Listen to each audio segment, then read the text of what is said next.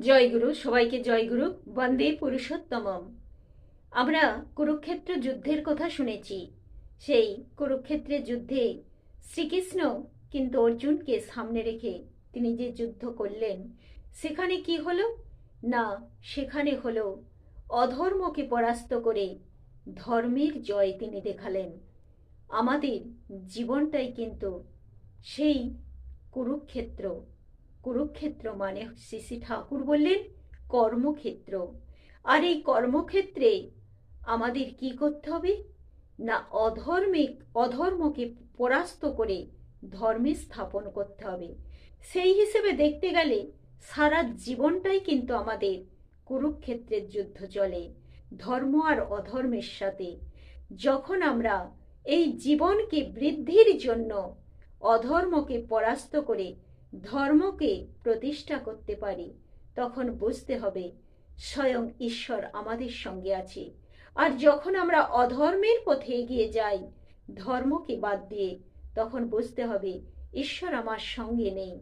আর জীবনের পথে, জীবন বৃদ্ধির পথে এগিয়ে যেতে আমরা কিন্তু সবাই চাই, কিন্তু কেউ কাউকে সেই অধর্মর পথে হটিয়ে কিন্তু নয়। যেটা দুর্যোধন করতে চেয়েছিল, কিন্তু শ্রীকৃষ্ণ দেখিয়ে দিলেন ওইভাবে কোনোদিন কিছুই হয় না, ওটা জীবন বৃদ্ধির অনুকূল নয়। তাই তোমাকে ধ্বংস হতেই হবে। যে এইভাবে পরকে পরাস্ত করে অধর্মকে স্থাপন করতে চায়, ধর্মকে বাদ দিয়ে, তাকে ধ্বংস হতে হয় বই কি। আর অধর্ম মানেই দুঃখ, আর ধর্ম মানেই সুখ। তাই যদি সুখে, শান্তিতে, আনন্দে আমরা জীবনকে অতিবাহিত করতে চাই, তাহলে অবশ্যই আমাদের কিন্তু এই কর্মক্ষেত্রে অধর্মকে পরাস্ত করে ধর্মকে স্থাপন করতে হবে। আর ঈশ্বর এটাই চান, যে অধর্ম পথে থাকে ঈশ্বর কখনো তার সহায় হয় না।